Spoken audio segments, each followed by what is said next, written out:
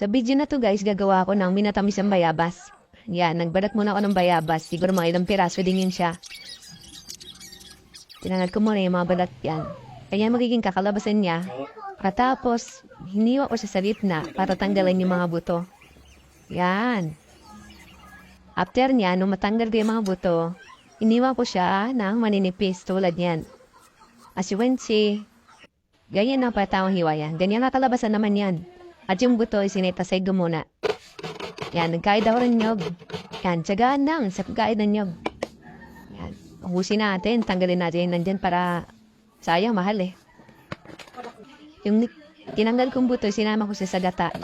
Mga boss, para kasama ko siya sa paglamas dun sa inayod. Yan, yun ang gata niya. Makikita niya, nilagyan ko siya ng 2 cup na asukal. Ilagyan ko ng asin para lumabas yung tamis niya. Then sinalang ko yan. Hanggang sa kumulo, inalo-alo siya na sa kumulo kasi pag hindi mo siya inalo, mangumo yung mga gata.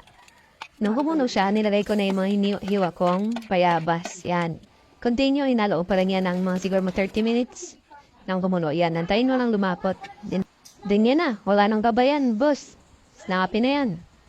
Oh, yun lang. Thank you. God bless at mabuhay tayong lahat.